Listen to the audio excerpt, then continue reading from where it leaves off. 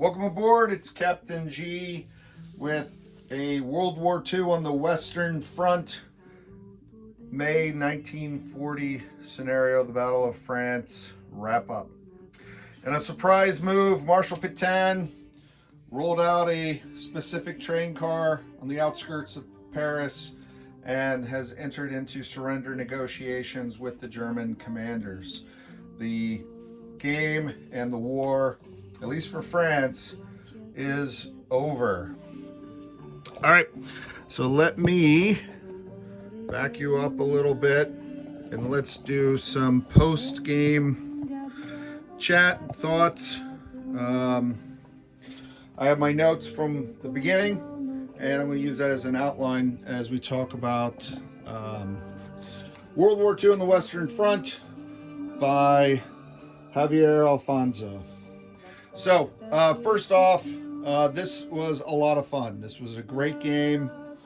My recommendation is that this is a game that I would have any avid Axis and Allies or Global War or anyone interested in this time frame and this type of board game playing that you get and add to your collection.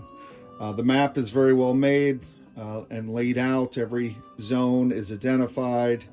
There are beaches, forests, mountains, fortifications, major cities.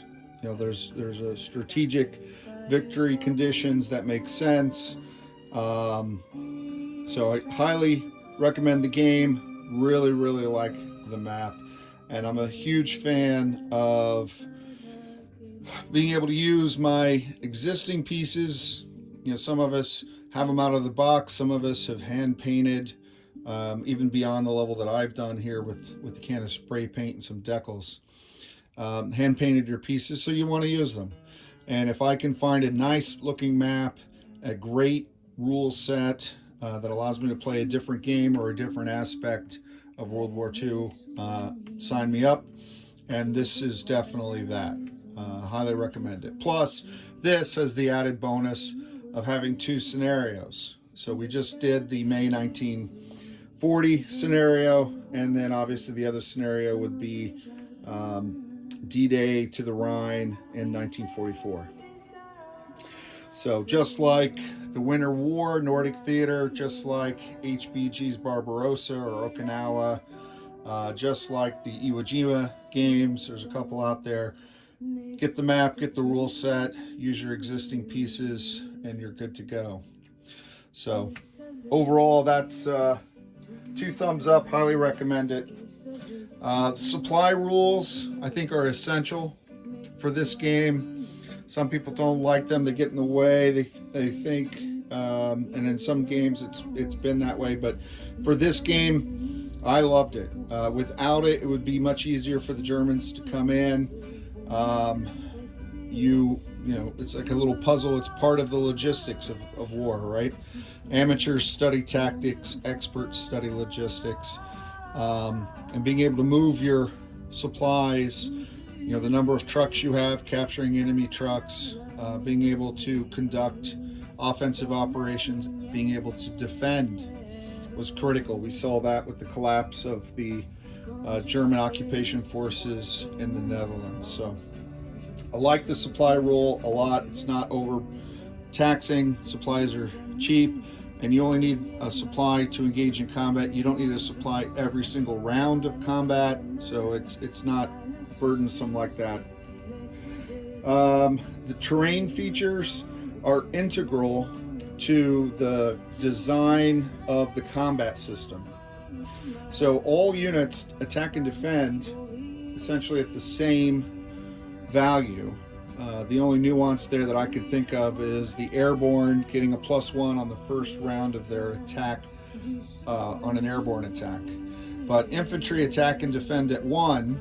So to add value to the infantry, you put them on the other side of a river, you put them in a forest, you have them dig in and become entrenched, but that trades off their ability to retreat. You put them on a fortification line. So there's different things that you can do that add up, and then suddenly you've got a very strong infantry presence. So I really like that about the infantry and how they balance with the terrain of the game.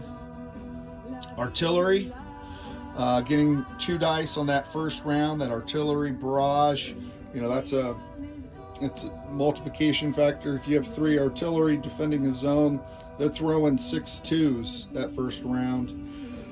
That's pretty powerful. I think the most I've ever used in the game was 2, but the British had 3 artillery up here, they had 2 there, and that was a strong deterrent for the Germans. I think Belgium had 2 artillery here that when Mons fell, they retreated back into the capital, and then they were throwing 4 dice that first round, and they got a few hits, and that caused Germany to make some hard decisions. Mechs, just going through the units, infantry, artillery, mechs, and time up with panzers. That is a beautiful game design. I really, really like that. Mechs are mobile.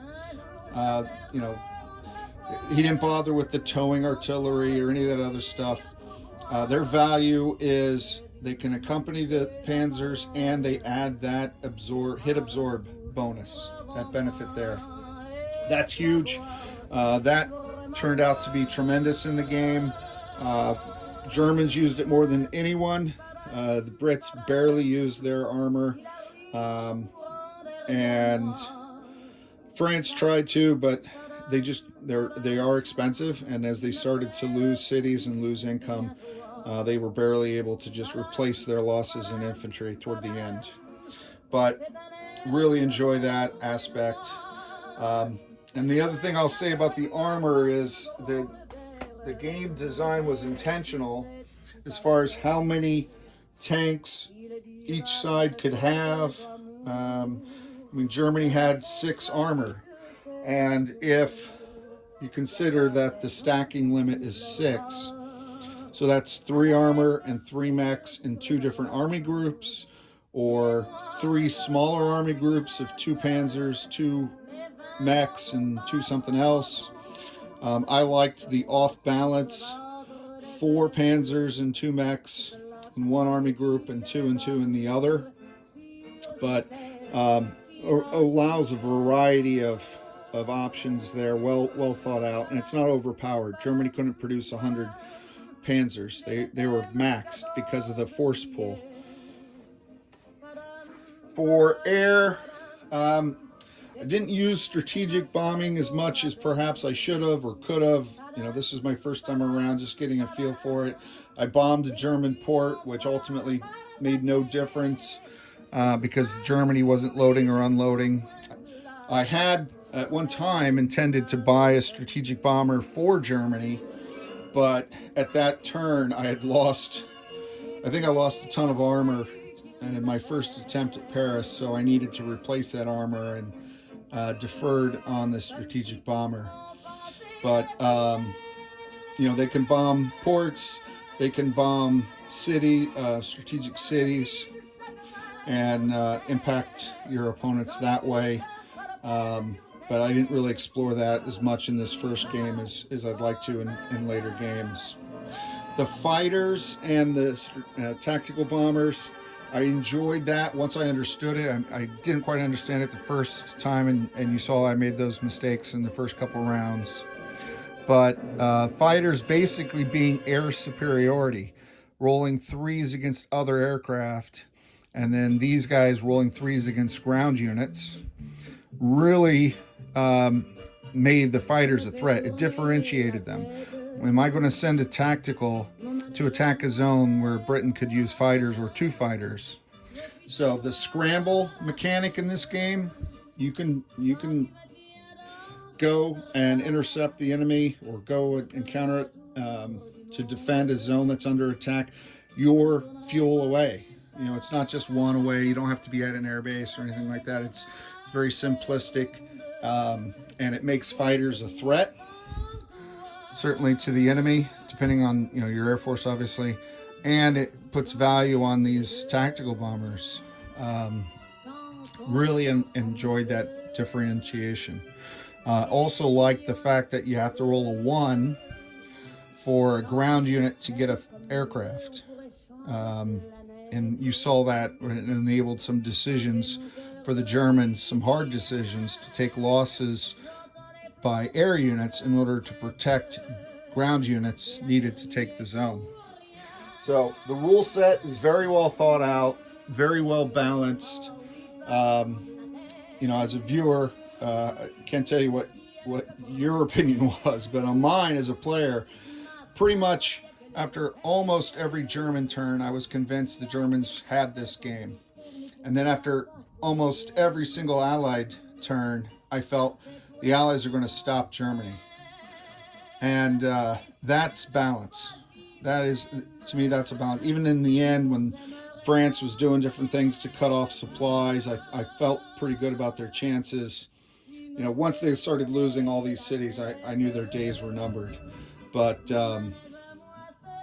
really enjoyed the strategic balance. For the naval units, I started the game thinking I wouldn't really worry about the Navy at all. Germany doesn't need it. And just drive in, grab Paris, this game's over. But the subs and the ability to intercept by air as well, a British convoy bringing supplies to Rotterdam was huge. England had, I think at the end, only 5 supply. So they had 3 zones. Well, they attacked into here. So they had 4 zones to potentially defend against. If they launched an attack and they wanted to use air, it had to be in the zone they were in. Otherwise, every attack cost 2 or more supply. So they were barely able to hold on. This entire force was in danger of getting wiped out. Crossing over into Antwerp, I was trying to bring the British, perhaps squeeze them all through this opening like a toothpaste coming out of a cap, but that became a problem because I could only fit so many in each zone, and it would cost a lot of supply to get out. I would have had to reinforce them, which is part of what this was here. This was supposed to be a dual threat. Anyway, I'm getting lost. So the naval rules I didn't explore as much, but I'm glad that I did. I was able to show you what I showed you, because there's a lot of opportunity and interesting rule sets in this game that, again, future games I want to explore more. I liked what I saw. Strategic cities, I was confused early on, thinking that Germany would get those extra 5, and they don't, but I understand why they don't. If Germany was getting almost 60, they would have been able to max out their force pool, which they never came close to, other than U-boats. I love that they call it U-boats, not submarines in this game. Other than the U-boats, I didn't buy any naval, but I was unable to replace all of the air losses. Germany took massive losses to the Luftwaffe. There's a lot of ground and air units left here that I could have had later in the game that would have made a huge difference. If I'd had that extra income, it would have thrown the balance off of the game. So that's a good rule set, and obviously only being able to produce French units in France, British units in United Kingdom, etc. for Germany. At this scale, it's not that way in some of the larger global games, but at this scale, it just makes sense. You're not going to produce German panzers here in France. Not when you're talking about a battle that takes place over 45 days, right? So enjoy that aspect of it. Let's see. So I've covered the units, I covered the balance. There's so many different strategies that I realized I was making mistakes as I played through, and I was fine with it. But I'm eager to try different strategies. I had already talked about the British. When they were in Belgium, pushing north was an attempt to take advantage of the German lack of supplies to demonstrate that for you, and also to put huge pressure. I had intended for the British to push into Bremen, perhaps take Hamburg, push into Dusseldorf, threaten Cole, and sort of unravel the entire German northern frontier. But I started to run low on supplies, and I wasn't getting the reaction of the Germans flooding everything and abandoning France. They were still putting pressure on France. So that, even Germany going into the Netherlands, I made that attack when I thought these cities were worth 5 each. Next game, I'd be interested to play a game where I don't attack Netherlands as Germany. I don't see a way you can avoid attacking Belgium, but Luxembourg and Belgium, take them and make this the frontier, not that. But ultimately, it worked out well for the Germans because they were able to knock out France. So overall, let me just check my notes. Yeah, I really, really enjoyed the game. Like the force pull, as I said. I'm trying to think if there's anything else I missed. I don't think so. I've gone more than 16 minutes. So I just wanted to say that, again, thanks to the designer. Javier answered any and all questions that I had asked of him. Any mistakes made in the game obviously was mine and mine alone, either misunderstanding or forgetting. Those of you who have also done YouTube wars or videos know that there's a real thing I call the fog of war, where you're in the middle of a turn, you look at a tank and you call it an artillery piece. it just happens. But he was very supportive and making sure that I understood the rules, and I appreciate that, because I didn't want to show the game off incorrectly. So thanks to him. The game is available. I think he's identified it in the comments for most of the videos, but I got mine from him. But you can get the complete set on Combat Miniatures. He sent me very nice battle boards and player aids that he had printed off on nice hard card stock that he had.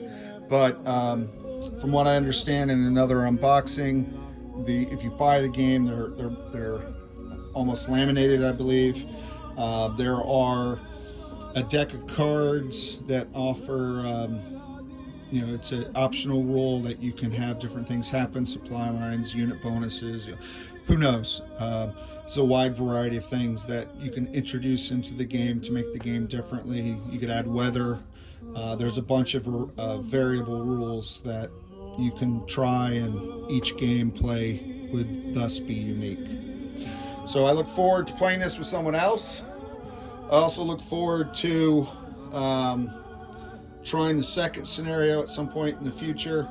But for now, with Marshal Pétain calling it quits on this game, we're going to wrap up World War II on the Western Front. I'll put it away and move on to some other games that are waiting for me. And thank you all for watching. This is Captain G, over and out.